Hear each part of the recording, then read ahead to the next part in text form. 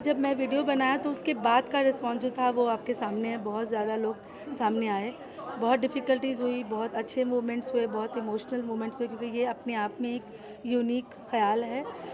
सोचने से लोग डरते हैं, लेकिन क्योंकि हम सीधा कूद पड़े, क्योंकि मेरी आदत है, मैं बिल्कुल कूद पड़ती हूँ, देखेंगे क्या होगा बाद में। उसी तरह इसको भी किया और सबसे पहले मैंने डेज़ी को बताया। ये बाहर इंडस्ट्री में वीडियो डालने के बाद कोई इंसान था, वो डेज़ी थी, जिसको मैंने फ़ौरन बताया डेज़ी मैं ये कर रही हूँ। एंड देन उसका जो रिस्पॉन्स आया ना, उसने मुझे बहुत हिम्मत दी, बिकॉज़ हमने साथ में एक लाइफ देखी है, साथ में एक तरह से बने हैं, बड़े You've हैं। seen a decade we together, said yeah. So जब हिम्मत यहाँ से and she is reacted so positively, तब मेरी हिम्मत ज़्यादा बढ़ गई, क्योंकि you know she is out there, she is achieve such a name for herself. उसने अपने आप को ये मुकाम तक लाया, she is such a strong lady. जब ये मुझे हिम्मत देती है ना, तो मुझे लगता है कि यस, अब कुछ सही है। और मैं ज़्यादा लोगों की हिम्मत मतलब मदद चाहती नहीं थी, मैं चाहती थी कि अकेले करूँ। 2 महीने हो गए, हमारे पास 380 प्लस डांसर्स आ गए, तब मैंने then I called her, Daisy I want you, because I know that she will understand. I know that emotional level, I know the journey, I know the kind of person she is, I know that यही एक लड़की है जो मुझे समझेगी और मुझे बोलेगी ये सही है या गलत है, मुँह पे बोल देगी। And she gave me that courage, you know. And then we thought कि अभी हमने जब सोचा कि ये लोगों तक लाया जाए, क्योंकि काफ़ी टैलेंट आ गया हमारे पास, अब उसको नेक्स्ट लेवल ले जाने की ज़रूरत है। तो लगा कि अब लोगों तक पहुंचा देते हैं, क्योंकि हमने कर लिया। अब सिर्फ हमारे ऑडिशन राउंड, सेमीफाइनल, फाइनल अब ये बचा है। I'd just like to add something there. जब शबीना ने मुझे अप्रोच किया, I mean this is something that I know that she never came to me कि नहीं तो you are an actor, that's why I want you to be on board. It is because she knew that she is a friend first and an actor बाद में. Actor is a added bonus kind of a thing, but वो because हक था। there are a lot of emotions attached to this particular project. बहुत चीज़ें हैं ये show के अंदर जो हमारे लाइफ से बहुत रिलेट करती है. So it is not just something कि ओके बनाना है बना दिया, नहीं, ये एक इमोशनल जर्नी है जो कि बहुत ही ज़्यादा करीब है हम दोनों से. बिल्कुल। वी कैन सी दैट आप काफ़ी इमोशनल भी हो गई थी जब स्टेज पे आई थी. हाँ. तो क्या कुछ सपोर्ट आपका मिलने वाला है मैम को? पूरी तरह से जहाँ जब भी बोले वो. ये पार्ट होगी, अब ये इस जर्नी का हिस्सा है। She can not go anywhere, she is just a part of this journey and I am really glad that she is there. Women power में मैं बहुत ज़्यादा बिलीव करती हूँ, और अगर पॉजिटिव लोग मिल जाए तो मुझे लगता है कि यह पॉजिटिव एनर्जी आपको कितनी भी बड़ी मुश्किलात से आगे निकाल देती है। तो you know she is going to be part of my this journey. वो किस तरह होगी, कैसे होगी, वो हम बात करेंगे, डिसाइड करें, but she is there every step. I am not going to let her go. दीदी, इस इनिशिएटिव और मैम के बारे में क्या कहना चाहेंगे? आपकी मैम के साथ जर्नी अब तक की कैसी है? पहले से शुरू करूँ क्या? सीरियसली। शॉर्ट में बता देती हूँ कि जब मैं डांसर थी, शबीना असिस्टेंट थी और गणेश आचार्य जो है उनकी असिस्टेंट थी. मैं उनके ग्रुप में डांसर थी. तो मुझे डांस का मतलब पता था, पर डांस को फिनेस देने का जो काम किया है वो इन्होंने किया है. और बहुत गालियाँ पड़ी है, बहुत डांट भी पड़ी है, बहुत मार भी पड़ी है. तो वो टाइम पे ऐसे लगता था यार क्या प्रॉब्लम क्या है, मैंने बिगाड़ा क्या है इनका, जब देखो तभी डांटते रहते हैं. But when you have to look at those things, you know that अगर तुमको अगर वो छड़ी ना पड़ी होती ना तो तुम कहीं पहुंच ही नहीं पाते. सो समटाइम्स वी फील के हमको ऐसे लगता है कि यार हमने एक बिगाड़ा क्या है किसी का, इतना ज़्यादा क्यों ये बंदा मेरे पीछे पड़ा हुआ है. But you don't know that it is out of love, it is not out of hate और जेलसी और एनी सच थिंग्स.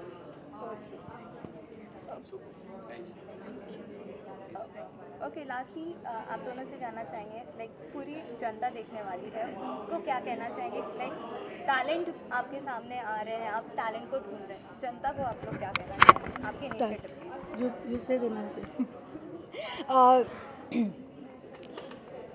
हमारी लाइफ, पर्सनल लाइफ बहुत ज़्यादा रिलेट करती है. हमारे पास एक टैलेंट था, किसी ने उसे रिकग्नाइज़ किया, हमें हमारी तरफ हाथ बढ़ाया और हमें एक मुकाम तक लेकर आए. आज हम अगर वो मुकाम तक पहुँचे तो जो हमारे साथ हुआ, जो अच्छा हमारे साथ हुआ, वो अच्छा हम किसी और के लिए करना चाहते हैं ताकि उनकी भी ज़िंदगी संवर जाए. बिल्कुल बिल्कुल, मैं भी सेम कहना चाहती हूँ कि हाथ बढ़ाने का मतलब ये था कि कोई टैलेंट अधूरा ना रह जाए, किसी घर के सपने अधूरे ना रह जाए। हमने अपनी फैमिली को सपोर्ट करके अपनी फैमिली को यहाँ तक ले आए। आई वांट कि एवरी टैलेंटेड पर्सन जो घर के अंदर है छुपा हुआ, वो भी अपनी फैमिली को सपोर्ट करे। मैं तो यहाँ हमारी इस जर्नी में हमने फैमिलीज़ को भी समझाया है कि फैमिलीज़ सेइंग कि नहीं डांस कुछ नहीं होता डांसर, हमने जाके उनको समझाया कि नहीं, मैंने अपनी कहानियाँ बताई है लोगों को कि देखो मैं बनी हूँ, आपका बच्चा भी बनेगा, बनने दो। तो अगर टैलेंट आपके पास है तो हमें उन तक पहुँचना है। और मैं चाहती हूँ कि आपके ये जो भी लोग देख रहे हैं, अगर आपके आसपास इलाके में या आसपास कहीं भी जहाँ हम नहीं पहुँच पाए, आपके पास आज भी टैलेंट है, प्लीज़ हमें डीएम करिए, हमें बताइए, मेरी टीम वहाँ तक पहुँचेगी। क्योंकि हम कोई भी कॉर्नर, कोई भी नुक्कड़, कोई भी गली मोहल्ला छोड़ना नहीं चाहते हैं। सब टैलेंट को वेलकम है। आपके पास सिर्फ टैलेंट और जुनून होना चाहिए, बाकी काम हम करेंगे। Thank you thank so you much. Thank you thank you thank you.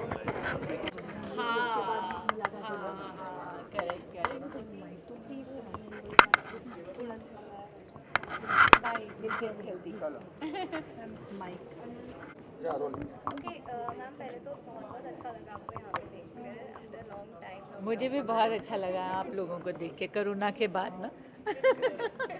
Okay Shabina ma'am के इस इनिशिएटिव रियलिटी के बारे में क्या कहना चाहेंगे? आपको कितना पसंद आया ये इनिशिएटिव? बहुत, मतलब मैं जितनी भी तारीफ़ करूं कम है। उन्होंने बहुत ही एक अच्छा और बहुत नेक काम कर रही हैं शबीना जी। जैसा मैं पहले भी कह चुकी हूँ कि आजकल कोई किसी अपने के लिए उतना नहीं करता जितना वो बेगानों के लिए कर रही हैं। और वो लोग जो कि मतलब उनको कुछ भी नहीं लेना है शबीना जी को, उनको वो पे भी नहीं कर सकते उनको। नहीं तो आदमी कभी भी कोई भी काम करता है ना, वो सोचता मुझे यहाँ से क्या मिलने वाला है, क्या मुझे पैसे का फ़ायदा या मुझे किसी दूसरी चीज़ का फ़ायदा।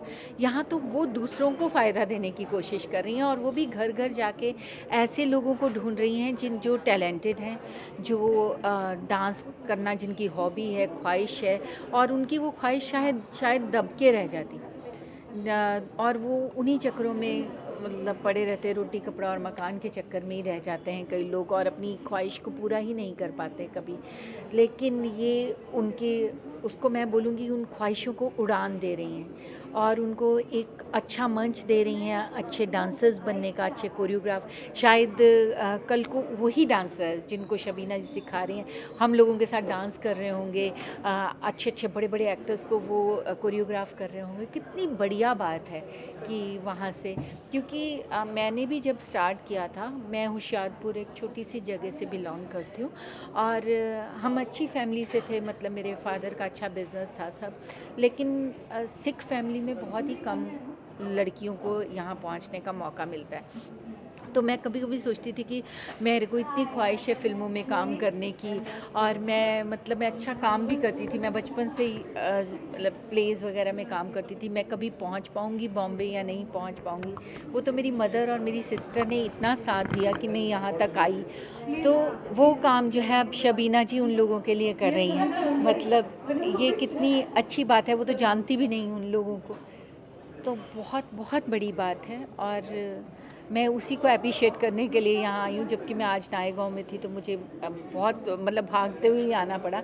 लेकिन डेफिनेटली ऐसा जो भी कोई काम करे, मुझे लगता है कि पूरी इंडस्ट्री को उसके साथ स्टैंड करना चाहिए। मैम आज आप सपोर्ट करने आई हैं शबीना मैम को, आगे किस तरीके का सपोर्ट आप देंगी शबीना मैम को? लाइक वो घर घर जा रही, तो क्या आप भी उनके साथ जाके घर? हाँ, अगर उनको मेरी ज़रूरत, मैंने तो कहा उनको कि कभी भी उनको मेरी ज़रूरत महसूस हो, उनको लगे कि यहाँ उपासना तुम चलो, तो मैं कभी उनको ना नहीं बोलूँगी। मतलब मैं खुद चाहती हूँ कि वो बच्चे जो डिज़र्व करते हैं और यहाँ इस मंच तक नहीं पहुँच पाते हैं, मैं चाहती हूँ कि वो लोग आगे आएँ। मेरी दिली ख्वाहिश है, और उसके लिए चाहे मुझे कितना भी अपना काम छोड़ के इनके साथ जाना पड़े, मैं डेफिनेटली इनका साथ दूँगी। मैम आपके बेटे आए हैं, उन्हें भी इंट्रोड्यूस करवाइए। आप उनकी भी फिल्म आ रही है, अरे प्लीज़ इंट्रोड्यूस कराइए। ये फर्स्ट टाइम है कि मैं नानक को अपने साथ लेकर आई हूँ। नानक यहाँ आओ, पहले तो नमस्ते करो सबको। नमस्ते, मेरा नाम नानक है। हाँ, तो नानक को मैं फ़र्स्ट टाइम किसी फिल्मी पार्टी में लेके आई हूँ। आज तक सब लोगों को, कई लोग तो मुझे पूछते थे अरे आपकी शादी हो गई, क्योंकि लोगों में मेरा ऐसा एक कैरेक्टर बना हुआ है कि इसकी शादी नहीं हुई है, और इसको मतलब लोगों के मन में बसा हुआ है ये बात। तो मैं बता दूँ कि मेरी शादी हो चुकी है, और ये मेरे बेटे हैं नानक। और अब ये हीरो आ रहे हैं। एक फ़िल्म है यारां दियां पौ 12 जो मैंने डायरेक्ट की है, पंजाबी फ़िल्म। और नानक ने, अभी मैं क्या कहूँ, बहुत बढ़िया काम किया है उसमें। वो तो फिर ऑडियंस बताएगी कि कैसा लगता है उनको नानक। ओके नानक, मम्मी को एज अ डायरेक्टर कितना पसंद किया? जी, सबसे पहली बात, ये बात आप भी नोट कीजिए और ऑडियंस के लिए भी है, मैं 20 हूँ पर मेरी मॉम अभी भी 22 है और 22 ही रहेंगी कल भी। Thank you Nanak. हाँ, तो ये चेंज नहीं होता है। जी, आपने जो मेरे को पूछा, मैं यही बोलना चाहता हूँ कि है तो मेरी मॉम, पर जब हम सेट पे जाते थे तो वहाँ पे मॉम शब्द मेरे लिए एग्जिस्ट नहीं करता था। ना ही उस दिन होटल रूम में सुबह या वापस आने के टाइम वो मॉम से मैम हो जाता था, कहीं भी हो, क्योंकि अगर वहाँ पे मॉम निकलता था तो बहुत ज़ोर से पीछे से पड़ती थी। इसलिए हम मैं मॉम नहीं बुला सकता था, मेरे को मैम बुलाना पड़ता था, क्योंकि वो एक रिस्पेक्ट होती है, एक डायरेक्टर की चेयर की रिस्पेक्ट होती है। और हम लोग मतलब बहुत कुछ सीखने मिलता है as a director, and when she is teaching me also, तो मतलब हम उसको उस नज़र से देखते हैं। नहीं, क्या है कि मैंने इसको, नानक को बोला कि तुम ये, क्योंकि इसके साथ और भी कई न्यू कमर्स थे उसमें, तो मैं नहीं चाहती थी कि मैं सिर्फ नानक की तरफ ही ध्यान दूँ। मैं चाहती, क्योंकि मैं एज ए डायरेक्टर वहाँ पे थी और मैं चाहती थी कि हर एक्टर जो भी मेरी फिल्म में, जो नई लड़की भी काम कर रही है या इसके साथ जो स्टूडेंट्स भी काम कर रहे हैं, उनको एक जैसा मैं चाहती थी कि वो बहुत अच्छा काम करें। और मैंने उनको एक एक पॉज, एक एक डायलॉग किस तरह से बोलना है, वो मैंने उनको एक एक को सिखाया। तो मैंने नानक को बोला कि तुम कभी भी उनको ये रियलाइज़ मत होने देना या ऐसा मत फील कराना कि ये उपासना सिंह का बेटा है तो इसको ज़्यादा केयर मिल रही है या इसको ज़्यादा, मतलब मैं नहीं चाहती ये बात, क्योंकि जब ये नानक मेरे अलावा बाहर के डायरेक्टर्स के साथ काम करेगा तो वहाँ नानक के लिए वो डायरेक्टर होंगे और वहाँ पे उसके पेरेंट्स नहीं खड़े होंगे ना।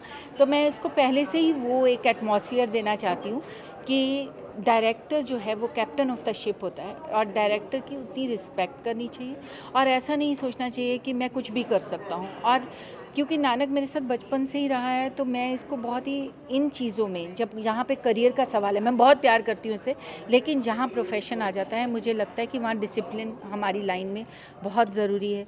और ये वैसे बहुत लेट उठता था, पहले 10-11 बजे उठता था और वहाँ मैं उसको 4 बजे उठाती थी, तो मुझे बोलता है मुझे नहीं लगता कि आप अब मेरी मम्मी हैं, मुझे लगता ही नहीं है आप मेरी मम्मी हैं, आप तो बिल्कुल चेंज हो गई हैं। तो इसलिए इसको मैंने वहाँ पे थोड़ा सा, क्योंकि वहाँ सारे यंगस्टर्स थे और आप तो जानती हैं यंग बच्चे जब एक साथ मिल जाते हैं तो फिर डिसिप्लिन सब भूल जाते हैं।